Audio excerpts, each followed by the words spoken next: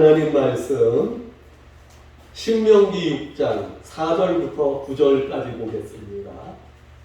신명기 6장 4절부터 읽어드립니다.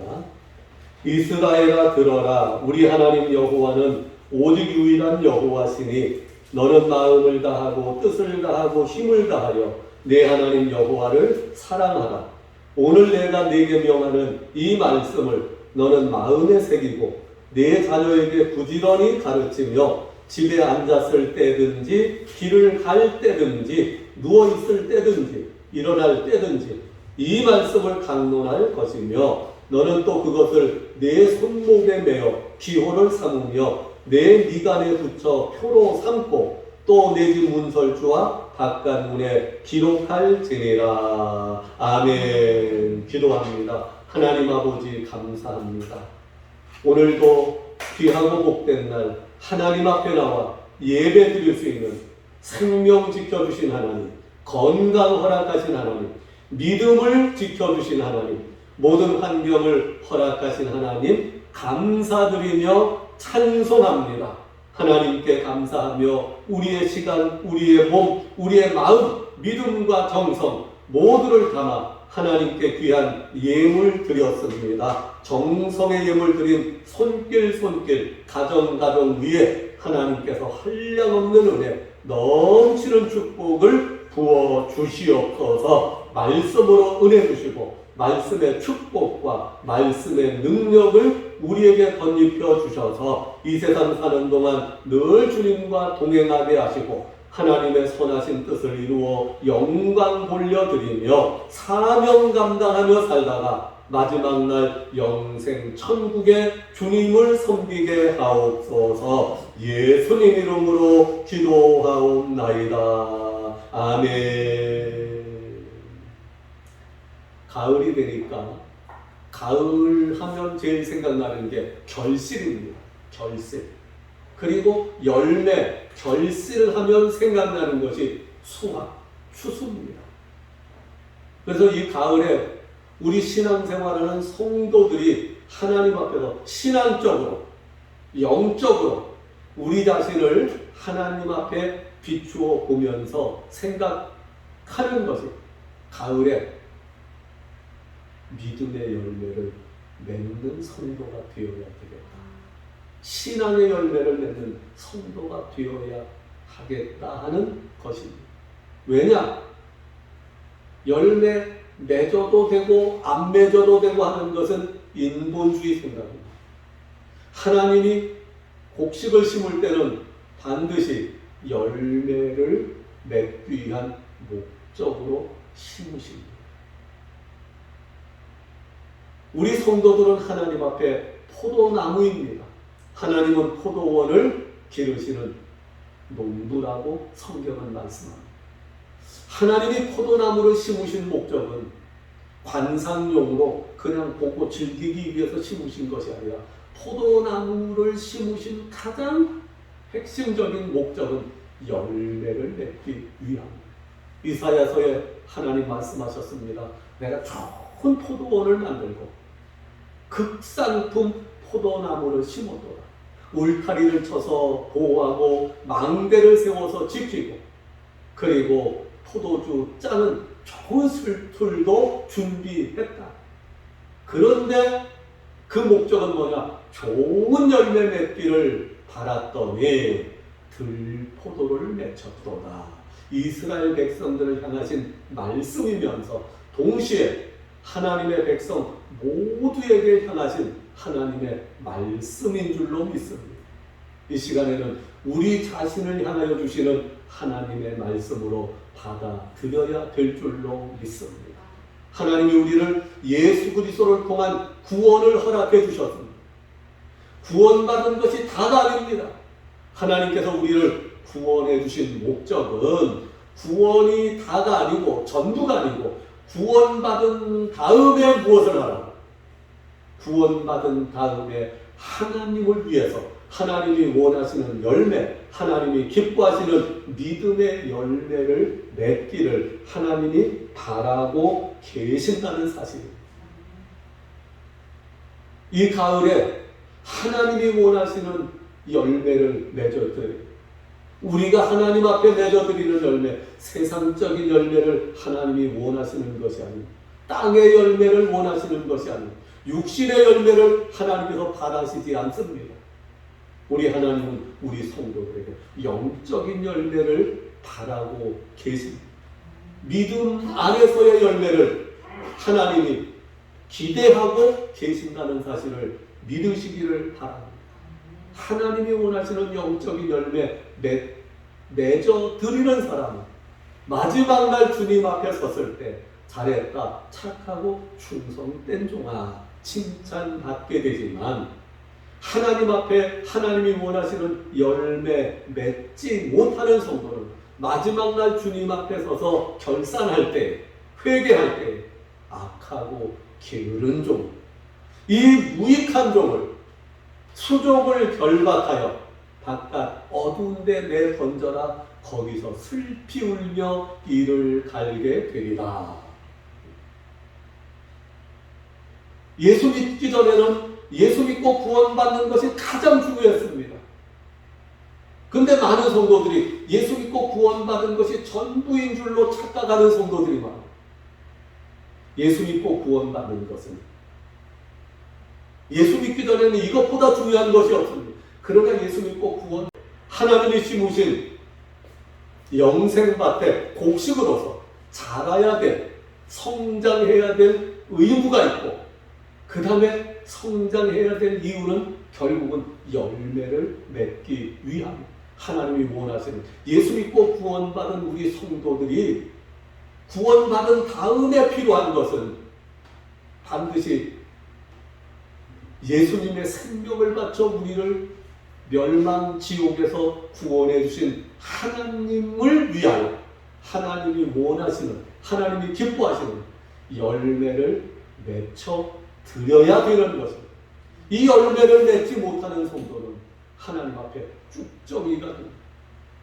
알고 본 노아 천국 곳간에 들이시고 쭉정이는 꺼지지 않는 불, 지옥불에 사르시느니라 말씀하셨습니다. 그래서 이 가을에 우리는 가을 하면 이제 추수 수확이 생각나고요. 그 다음에 가을 하면 뭐가 생각나요? 겨울이 생각나요. 이 세상이 항상 풍요와 평강으로 이어지는 것이 아니라 이 세상 마지막 때는 반드시 하나님의 심판이 기다리고 있음을 우리는 늘 기억해야 됩니다. 그래서 하나님 앞에 이 가을이라는 계절에 열매 맺는 신앙 생활을 통하여 하나님께는 영광을 돌려드리는 성도가 되고, 우리 자신은 이 땅에서는 하나님의 복을 받고 마지막 때는 천국의 영생에 참여하는 축복받는 성도들이 되어야 하겠습니다. 땅에서 축복받고 마지막 날 천국 들어가는 상급, 그리고 우리를 구원해 주시는 하나님을 기쁘시게 하고 하나님께 영광을 돌려드리는 이 귀한 영적 사명 감당하기 위해서 이 가을에 우리가 열매 맺는 신앙 생활을 이루어가는 성도들이 되어야 하겠습니다. 하나님이 원하시는 신앙의 열매, 하나님이 원하시는 영적 열매를 아름답게 주님 앞에 맺혀드리기 위해서 어떻게 해야 되느냐? 첫째, 열매 맺는 신앙생활을 하기 위해서 제일 중요한 것은 말씀을 의지하는 생활입니다. 성도의 신앙생활에서 하나님이 원하시는, 하나님이 기뻐하시는 열매를 맺어드리려면 무엇보다도 말씀이 중요합니다. 이스라엘 백성들이 애굽을 떠나올 때 애굽에서 하나님이 10번의 기적 같은 재앙을 쏟아 부어 주셨습니다. 홍해가 갈라지는 기적을 체험했습니다. 40년 동안 사막 광야 속에서 날마다 베풀어 주는 하나님의 놀라운 기적과 이사를 체험했습니다. 요단강을 건너는 기적을 체험했습니다. 체험 신앙으로 이어졌습니다. 그러나 체험신앙은 믿을 거 못 됩니다. 놀라운 은혜와 기적을 체험할 때는 불같이 뜨겁게 타오르지만 그 뜨거운 체험의 기적이 얼마나 가느냐? 3일도 못 갑니다. 출애굽기에 보면 이스라엘 백성이 홍해를 건너는 기적을 체험할 때 세상 어느 것보다 놀라운 체험신앙으로 모든 이스라엘 민족이 불탔습니다. 그러나 홍해를 건너서 광야길을 걸어는 3일 만에 물이 떨어지고 마실 것이 없어지니까 하나님을 원망하고 욕하기 시작했어요.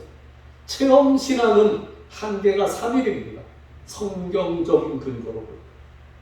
세상에 홍해를 건너는 기적보다 더 큰 기적은 없었습니다. 그런데도 그 놀라운 기적, 애굽에서의 10가지의 기적, 홍해를 건너는 놀라운 기적, 그 엄청난 체험신앙으로 무장된 이스라엘 백성이었지만 그 체험신앙의 한계는 3일이었습니다. 홍해를 떠나 광야길을 걸어 3일 만에 원망하고 불평하기 시작. 이스라엘이 수백 년 동안 하나님의 놀라운 기적의 은혜를 체험하며 체험신앙으로 살아왔지만 그 체험신앙은 자손들에게 이어져 내려가지 못합니다. 하나님께서 이스라엘 백성들에게 말씀을 가르치라고. 그래서 신앙생활의 열매를 맺으려면 체험신앙 가지고는 절대로 안 됩니다. 반짝반짝 순간순간 어떤 일을 하는데 체험신앙의 도움이 절대로 필요합니다. 그렇지만 꾸준하게 영속적으로 그리고 하나님이 원하시는 열매를 맺기 위해서는 체험신앙보다도 체험신앙 100이라면 체험신앙의 가치는 성경의 근거에서 볼 때 한 3% 정도 되고요.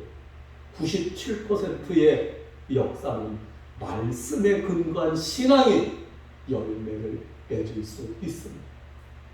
미국 사람들 보면요, 흑인들은 아주 엄청나게 뜨겁답니다. 기도도 막 눈물을 흘리며 펄펄 뛰고 찬송할 때도 막 펄펄 뛰면서 찬송.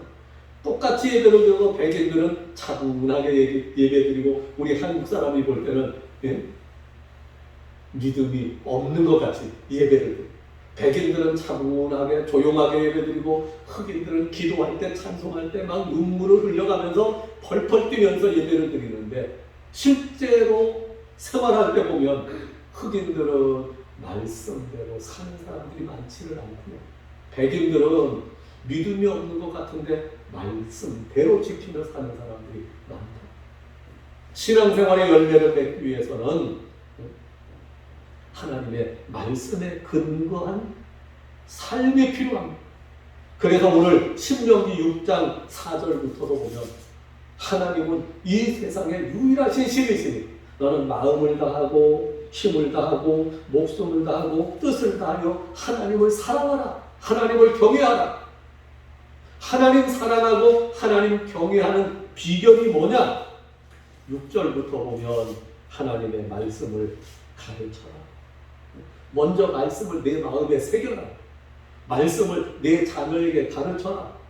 그리고 앉았을 때든지 일어날 때든지 누워있을 때든지 길을 갈 때든지 언제든지 그 말씀을 강론하라. 강론.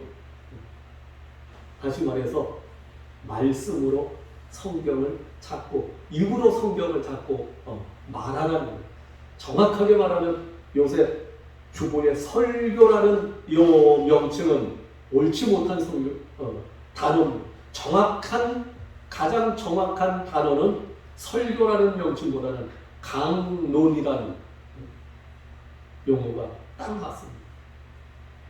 그런데 이 강론이라는 단어를 이 한국 교회에서 안 써요. 왜 그런가 하고 제가 쭉 살펴봤더니 천주교에서 주보에 강론이라고 씁니다.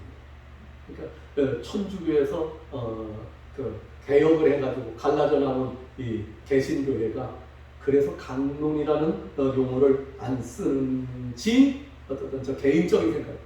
하나님의 말씀을 강론해라. 말씀을 마음에 먼저 새기고 그 다음에 자녀들에게부터 가까운 사람에게부터 말씀을 자꾸 가르치고 언제든지 무엇 하든지 하나님의 말씀을 강연할 때 강자에다가 입으로 자꾸 말씀을 말하고 가르치고 전하고, 그래서 때를 얻든지 못 얻든지 이 복음을 전하라, 전도하라 하는 말씀도 바로 여기 신명기 6장 6절부터 9절까지 있는 말씀과 같은 맥락입니다. 무엇을 때든지 일어날 때든지 앉았을 때든지 길을 걸어갈 때든지 이 말씀을 강론하라. 자꾸 말씀을 읽어주고 들어주고 들려주고 설명해주고 전달해라. 그뿐만이 아니라 이 말씀을 내 손목에 매어 기호로 삼아 제일 좋아하고 늘 보는 것, 시계처럼 하나님의 말씀을 손목에 매어서 말씀을 따라 살아가, 말씀을 이마에 붙여서, 그래서 유대인들은 요 가죽으로 네모통을 만들어 거기다 말씀을 신명기 6장 4절부터 9절까지 말씀을 기록해가지고 똘똘 말아서 그 통에 넣어서 이렇게 이마에 붙여가지고 이렇게 묵습니다. 마음의 생각과 모든 사상을 말씀에 의지해서 말씀대로 살아, 생각해라. 그 다음에 팔목에 손목에 묶는 것은 행함, 모든 행함을 하나님 말씀대로 순종하라. 그런 의미가 되겠습니다. 하나님의 말씀을 사랑하고 말씀에 순종하는 것이 바로 우리가 하나님 원하시는 신앙의 열매를 맺는 첫 번째 가장 기본적인 과정이 되겠습니다. 이 가을에 우리가 신앙으로 열매 맺는 생활을 이루기 위해서 먼저 하나님이 이 땅을 창조하신 목적이 무엇인지를 다시 한번 우리가 생각해야 되겠습니다. 하나님이 우주 만물을 창조하신 목적은 찬송과 영광을 받으시기 위함이라고 성경은 분명하게 말씀하고 있습니다. 우리가 이 땅에 살면서 하나님을 경외하여 섬기는 것이 바로 하나님 찬송하고 하나님께 영광을 돌려드리는 삶입니다. 열매 맺는 신앙생활, 무슨 열매예요? 영적인 열매, 믿음의 열매, 신앙의 열매를 맺으려면 그 열매 중에서, 신앙의 열매 중에서 가장 귀한 것이 뭐냐? 하나님 영광 받으신, 하나님을 찬송하고 하나님께 영광 돌려드리는 일이 하나님이 우리 성도들에게 원하시는 가장 으뜸되는 영적인 열매고 신앙의 열매인데, 이 영적인 열매, 하나님께 영광 돌리는 신앙의 열매를 맺기 위해서는 반드시 말씀에 근거한 신앙이 필요합니다. 그래서 오늘 신명기 6장 4절부터 9절까지 하나님을 사랑하라고 강조하고 나서 말씀을 내 마음속에 새겨라. 말씀을 자녀들로부터 시작해서 가족, 그 이웃들 모든 사람들에게 말씀을 가르쳐라. 언제든지 말씀을 강론하라. 강연하는 것처럼 자꾸 말씀을 들려주고 읽어주고 설명해주고, 아는 사람들에게는 선포, 전도, 이 모든 것이 전부 다 강론이라는 용어 안에다 포함이 되는 일입니다. 하나님은 말씀이신 하나님이십니다. 말씀으로 우주 만물을 창조하셨습니다. 느헤미야 9장 6절에 보니까 말씀으로 우주 만물을 보존하고 계십니다. 뿐만 아닙니다. 말씀으로 우주 만물의 모든 생명의 기운, 필요한 모든 것을 공급해 주십니다. 우리가 오늘도 힘을 얻고 생활할 수 있는 것은 밥을 먹고 영양분을 공급받기 때문입니다. 우리가 음식을 먹은 것도 곡식이나 고기나 채소나 이 모든 것이 사실은 알고 보니까 하나님의 말씀의 기운으로 지어진 것들입니다. 우리가 채소를 먹습니다. 채소 속에 무슨 비타민 C가 있고 미네랄 뭐가 있고 영록소 뭐가 있고 엽산이 있고, 근데 사실은 그 모든 영양소들의 근원은 하나님 말씀의 기운입니다. 고기를 먹고 생선을 먹어서 비타민을, 단백질을 공급받고, 그 다음에 뭐 지방질을 공급받습니다. 그런데 그 모든 것의 근본은 하나님 말씀의 기운입니다. 말씀으로 지금 모든 우주 만물을 하나님은 보존하고 계십니다. 우리가 살아서 움직이는 이 모든 에너지도, 생명의 기운도 그냥 음식 먹고 뭐 해서 나온 것이 아니라 그 근본은 하나님의 말씀의 기운을 통해서 말씀의 기운을 공급받고 있는 것입니다. 하나님 우주 만물을 말씀으로 보존하고 계실 뿐만 아니라 마지막에 말씀으로 심판하신다고 성경은 말씀하고 있습니다. 요한복음 12장 한번 찾아보겠습니다. 요한복음 12장 47절부터 요한복음 12장 47절입니다. 사람이 내 말을 듣고 지키지 아니할지라도 내가 그를 심판하지 아니하노라. 내가 온 것은 세상을 심판하려 함이 아니요 세상을 구원하려 함이로다. 예수님의 말씀입니다. 48절 나를 저버리고 내 말을 받지 아니하는 자를 심판할 이가 따로 있으니 예수님은 심판주로 오시는데요, 심판은 안 하신다는 거예요. 예수님은 나는 이 세상을 구원하러만 왔지 나는 심판하러 오지 않았다. 심판하지 않는다. 아니, 심판주로 오시는 재림 예수께서 심판을 안 하신다고 말씀하십니다. 누가 심판하느냐? 곧 내가 한 그 말이 마지막 날에 그를 심판하리라. 49절 내가 내 장의로 말한 것이 아니요 나를 보내신 아버지께서 내가 말한 것과 이를 것을 친히 명령하여 주셨더니 50절 나는 그의 명령이 영생인 줄 아노라. 영생이 뭐냐? 천국, 구원받아 천국에 들어가는 것이 바로 영생입니다. 여러분, 우리는 믿음으로 구원받고 믿음으로 영생에 이른다고 그렇게 배워왔습니다. 오늘 여기 50절에 보니까 나는 하나님의 말씀이 영생인 줄 아노라. 하나님의 말씀이 영생에 이르는 길입니다.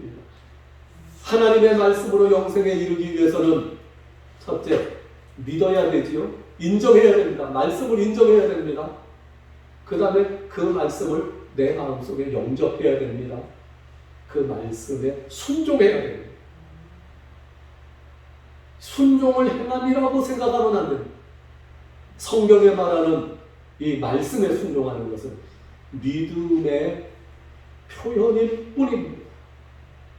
하나님은 말씀으로 천지를 창조하셨고 말씀으로 보존하고 계시고 마지막에 말씀으로 심판하셔서 천국 들어갈 사람, 지옥 들어가는 사람 말씀으로 가르신다.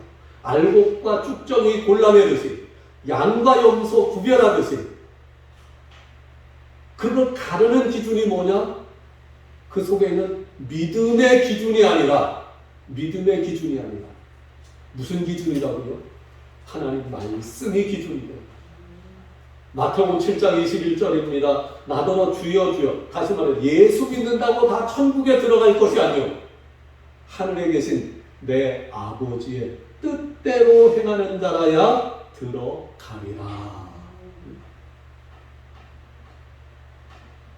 열매 맺는 신앙생활이 뭐냐? 바로 하나님의 말씀을 따라서 구원에 이르는 것이 열매 맺는 생활입니다.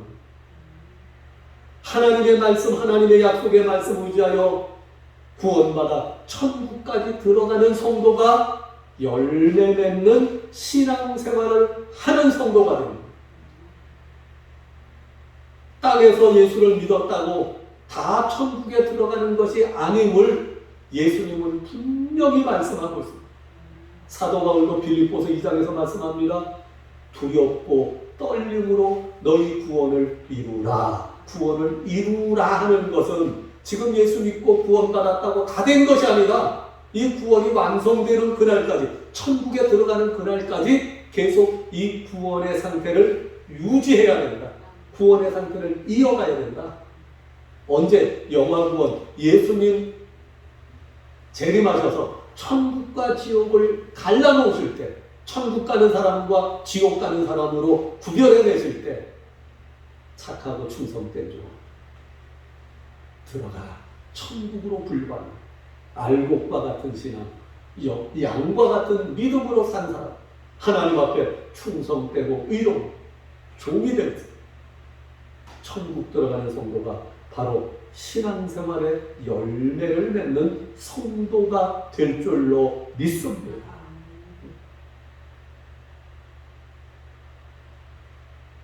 말씀을 사랑하고 말씀을 의지하고 말씀에 순종하며 말씀대로 따라 살아가는 생활이 바로 열매 맺는 신앙생활을 이루어 가게 합니다.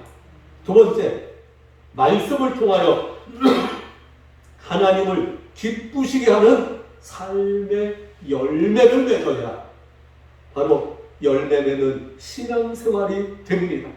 요한복음 8장 29절입니다. 예수님 말씀하셨습니다. 나를 보내신 이가 나와 함께 하시도다.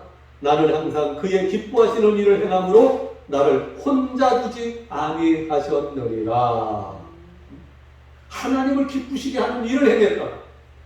하나님을 어떻게 해야 기쁘시게 할 수 있습니까? 히브리서 11장 6절 믿음이 없이는 하나님을 기쁘시게 할 수 없다. 누가복음 17장 5절 제자들이 예수님께 부탁합니다. 선생님, 우리에게 믿음을 더해 주십시오. 예수님이 믿음이 있게 해달라고 선생님에게 부탁하는 제자들에게 예수님 말씀하십니다. 어느 큰 집에 종이 있다. 꼭두 새벽에 일찍이 나가서 밭에 가서 일을 해.